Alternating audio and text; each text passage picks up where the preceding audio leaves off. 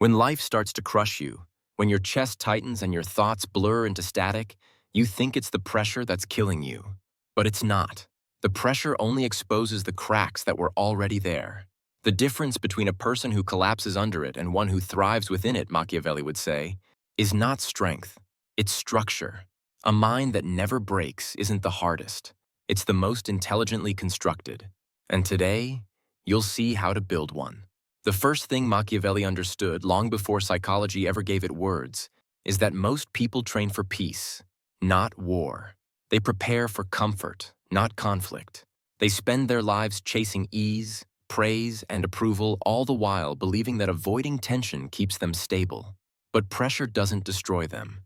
It simply reveals their dependence on comfort. A man who needs life to go his way to feel calm is already fragile. Machiavelli would call that a mind built on sand. The one who endures pressure without breaking isn't born with some divine resilience. He has learned to build walls within his mind that protect his clarity when the world begins to collapse. And here's the paradox. He doesn't build those walls by avoiding stress. He builds them by walking straight into it. He doesn't wish for life to get easier. He trains himself to stay unshaken when it gets worse. Most people look for control outside. They want others to act right, the world to behave, their plans to unfold neatly. But the Machiavellian mind knows that true control is internal. When you can't control outcomes, you control interpretation. When you can't stop chaos, you redefine what chaos means. Imagine two rulers facing the same crisis. One panics, the other stays eerily calm. It's not because the calm one feels less pressure, it's because he's already rehearsed disaster in his mind. Machiavelli did this constantly. Before making a political move, he would imagine everything that could go wrong. Betrayals, rebellions, failure. He forced his mind to look at the worst possible scenarios until they lost their power to terrify him. This is not pessimism. It's mental inoculation. Just as a vaccine exposes the body to a weakened threat, the mind that confronts fear regularly builds immunity to it. But here's where most people misunderstand. They think mental toughness is about suppressing emotion, locking it away, pretending not to feel. That's not strength. It's brittleness. Pressure doesn't just test your will. It tests your relationship with your own mind. The more you hide from your inner chaos, the more it controls you. The Machiavellian approach is not to silence the storm, but to command it. He studies his fear like a scientist dissects a specimen, curious, detached, precise. Every feeling becomes data. Every panic, a signal. When you feel anxiety creeping in, instead of fighting it, Machiavelli would say, investigate it. Where does it come from? What part of you feels threatened? What are you afraid to lose? The moment you observe emotion instead of being consumed by it, you begin to reclaim power. Because now, pressure is not happening to you, you are studying it. And once you can analyze something, you can manipulate it. This is why Machiavelli's mind was nearly impossible to intimidate. He had already stripped life of its illusions. Praise, reputation, comfort, these were tools, not necessities. He trained his mind to see everything as temporary, even his own success. That's what made him dangerous. There was nothing you could take from him that he hadn't already accepted could be lost. Ask yourself, what do you cling to most tightly? What must remain intact for you to feel calm? That's your weakness. The unbreakable mind has nothing sacred except its clarity. You can lose wealth, love, opportunity, but if you still see clearly, you still possess control. Most people crumble not because of loss itself, but because they built their identity around what was lost. They can't imagine who they are without it. Machiavelli's genius was in separating self-worth from circumstance. He saw every situation as a chessboard, temporary, fluid, strategic. When something failed, he didn't feel cursed. He felt tested. And every test, to him, was a lesson in psychological warfare, against others, yes, but more importantly, against his own impulses. Because here's the truth. The hardest battles are not fought with others. They're fought with the voice inside that says, you can't handle this. That voice, Machiavelli knew, is the first enemy you must conquer. He didn't silence it through affirmation. He disarmed it through evidence. Each time he faced hardship and survived it, he carved proof into his mind that he could endure. Over time, that proof becomes armor. When new pressure appears, your brain doesn't panic. It recalls that you've been here before. So how do you begin to build this? You start by doing small things that deliberately stretch your comfort. Take cold showers. Speak when silence feels safer. Delay gratification when every impulse demands the opposite. Not because these acts matter in themselves, but because they teach your mind that pressure can be familiar. You're training yourself to breathe through discomfort rather than flee from it. Machiavelli's writings reveal a subtle pattern. He prized adaptability above all else. The oak that resists wind may break, but the reed that bends will survive. The unbreakable mind is not a fortress of stone. It's a fortress that shifts, flexes, and reforms under attack. When plans fail, it rewrites them. When people betray, it recalibrates trust. Its strength is not rigidity, it's fluid control. But control comes from awareness, not denial. Every time you say, "I don't care," when you clearly do, you weaken your own awareness. You lie to yourself, and the moment you lie, you fracture your internal unity. Machiavelli would advise the opposite, to know exactly what hurts you and why, so you can decide when and how to use that pain. If you feel humiliation, don't dismiss it. Examine what belief made it sting. Maybe it's pride. Maybe it's expectation. Either way, the pain points to an attachment, and attachments, when seen clearly, can be severed. That's the core of a mind that doesn't break. It doesn't resist reality. It absorbs it. It doesn't rely on faith that things will work out. It builds capacity to work through whatever comes. Every setback becomes part of its training. Every insult becomes data on human nature. Every betrayal becomes a mirror of misplaced trust. You can't hurt someone who uses pain as information. And that's where the Machiavellian mind gains its calm. Not from serenity, but from comprehension. When you understand the rules of a game, you stop being shocked by the moves. Most people are crushed because they expect fairness in a world built on advantage. They expect loyalty from people who act on self-interest. Machiavelli's calm came from expecting betrayal as natural, chaos as normal, failure as inevitable. So when these things happened, he didn't break, he adjusted. That's what you must build. A mind that expects turbulence and prepares for it without resentment. A mind that sees stress not as an attack, but as a forge. Every time you face pressure, ask yourself, not "why is this happening to me," but "what can this teach me about control?" Because every ounce of panic is potential energy waiting to be transformed into strategy. And once you see that pressure isn't your enemy, but your teacher, the fear begins to fade. You stop hoping for peace and start building capacity. You stop craving ease and start cultivating power.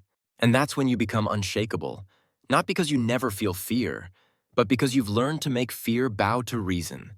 When the world tightens its grip, most people tense up, but the Machiavellian mind exhales. Because it understands something simple and terrifyingly true, pressure is not what breaks you.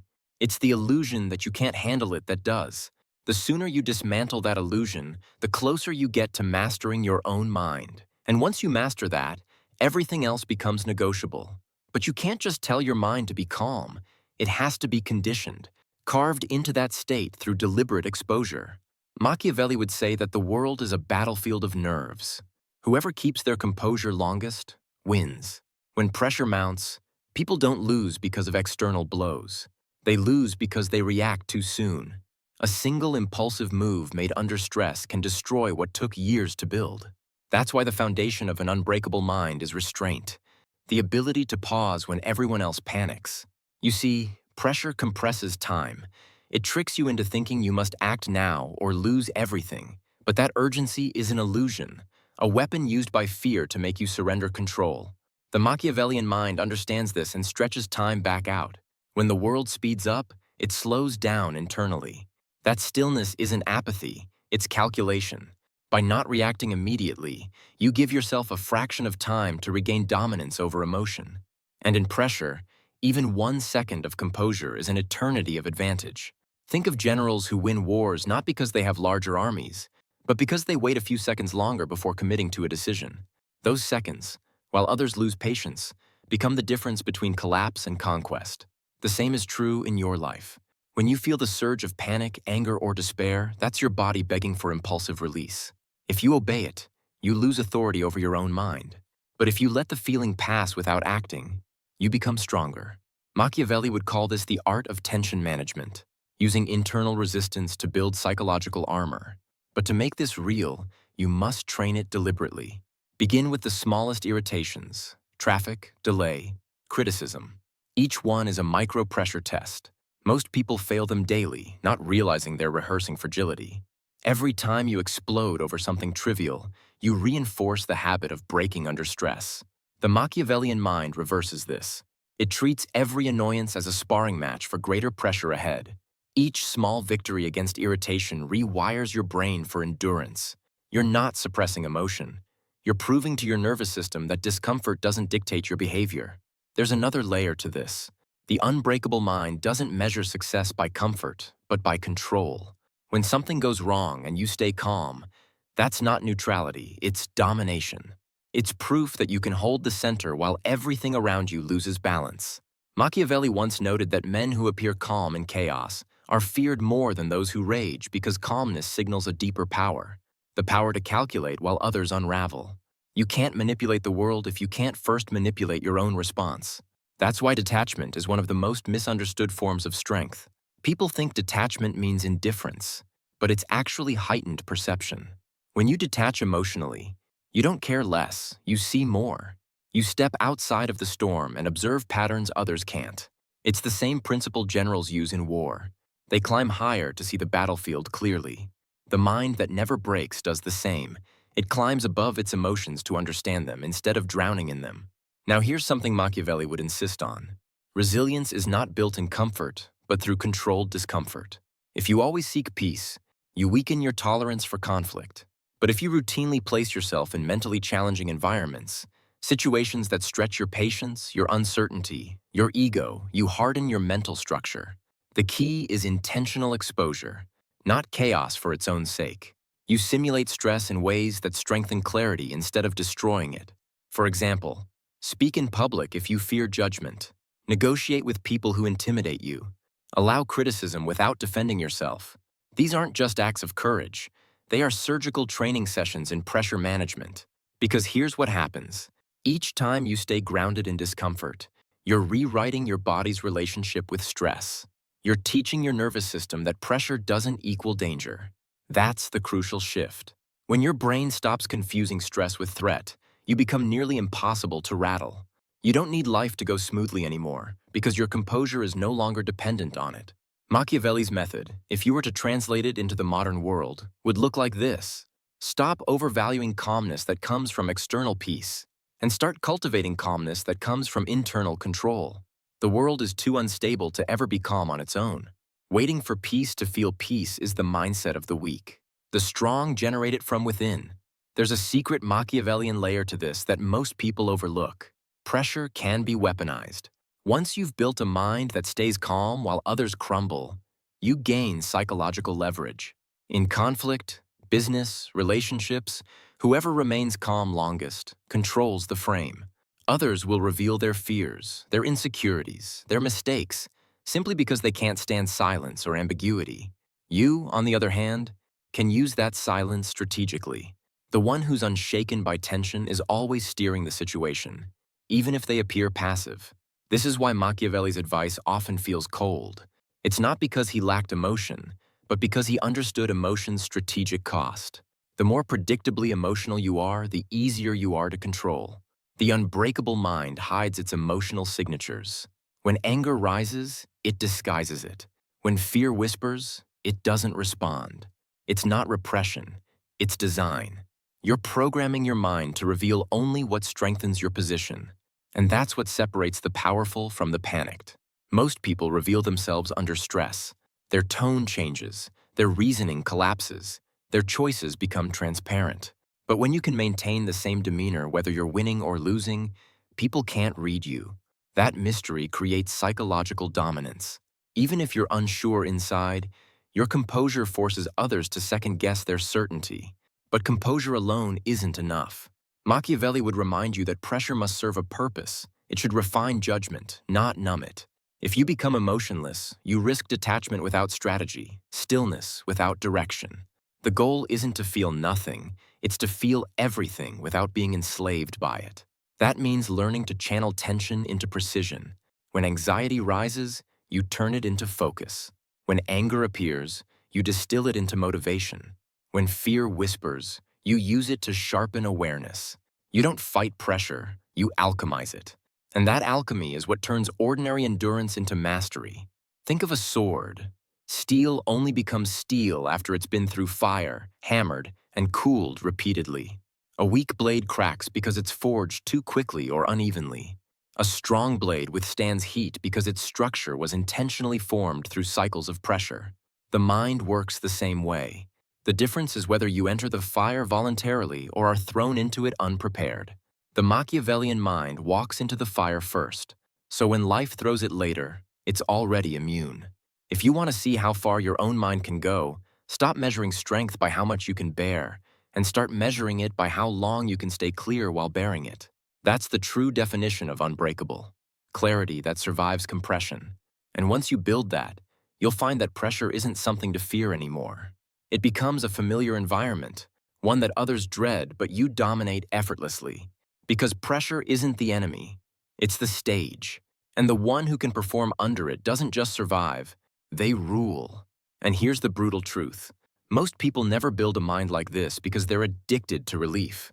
The moment tension rises, they look for an escape, distraction, reassurance, validation, pleasure.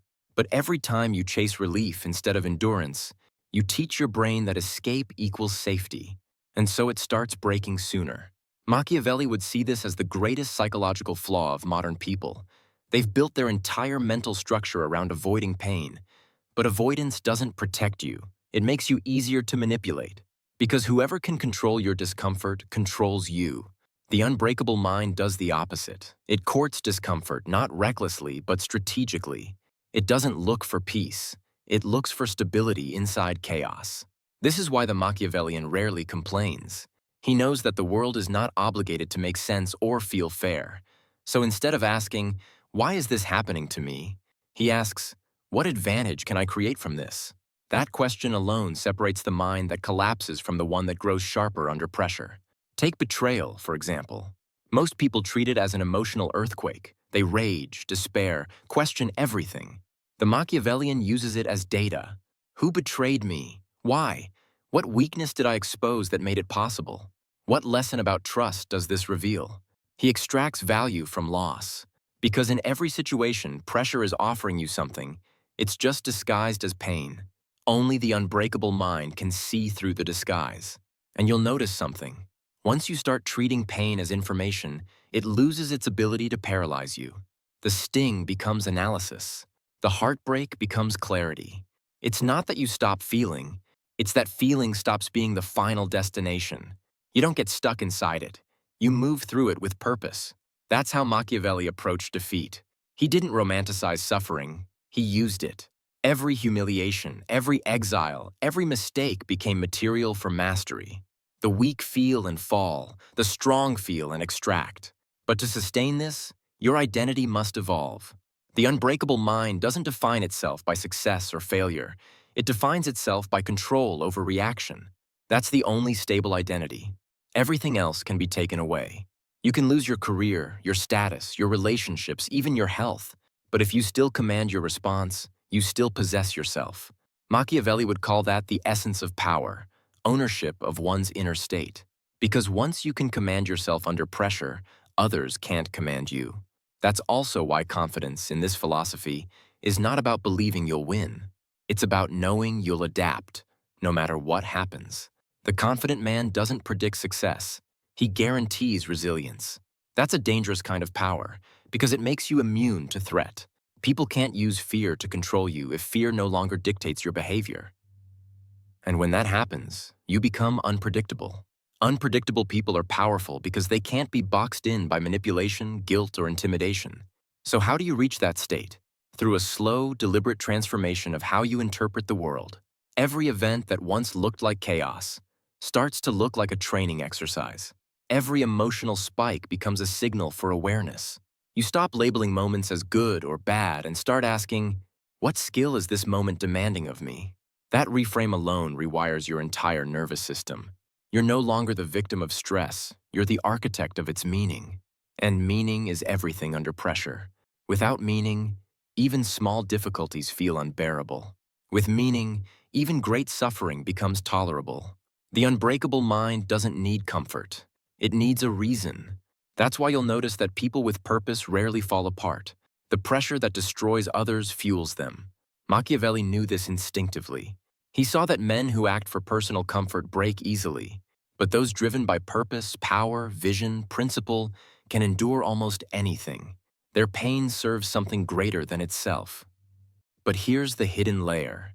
The mind that never breaks doesn't just endure, it evolves.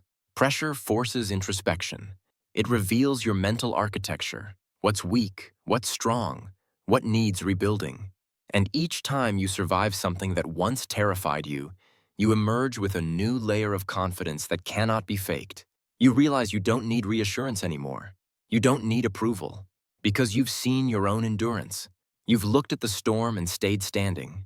At that point, pressure becomes something else entirely. It turns into fuel. You start craving challenge, not because you enjoy suffering, but because you recognize growth hiding inside it. When you stop fearing difficulty, the world stops holding power over you. You stop negotiating with fear. You start directing it. Fear becomes your compass. It points toward what needs mastering next. Every new discomfort becomes an invitation to expand. And this is where the Machiavellian mind reaches its peak. It no longer reacts emotionally to adversity, it orchestrates it. It invites controlled tension to sharpen its awareness, like a swordsman testing his edge against the grindstone. The average person collapses under stress because they never built tolerance. The unbreakable mind seeks out small doses of stress to remain razor sharp. It's not masochism, it's strategic conditioning. Think of it this way. Your nervous system is a muscle. Leave it untrained, and it becomes hypersensitive. Everything feels like too much. But if you train it gradually, it adapts. The noise quiets. The chaos slows. You start noticing subtleties others miss because they're too busy reacting. That's how calm under pressure turns into foresight. And foresight, that ability to predict and adjust before disaster strikes, is the final sign of a mind that cannot be broken. Because when you can anticipate chaos, you don't fear it, you prepare for it. You stock your mental reserves ahead of time. You don't just react to crisis, you preempt it. That's the Machiavellian difference. He doesn't wait for stress to appear. He builds the internal fortress long before it arrives. Every morning, every decision, every conversation becomes a rehearsal for clarity under pressure. That's how resilience becomes second nature. And once that happens, life starts to feel different. You stop rushing. You stop panicking. The same problems that overwhelm others become puzzles to solve. You become strategic where others are emotional, observant where others are blind, composed where others crumble. The world doesn't stop being chaotic, but your mind stops being moved by it. And that, more than anything, is what Machiavelli would call true power.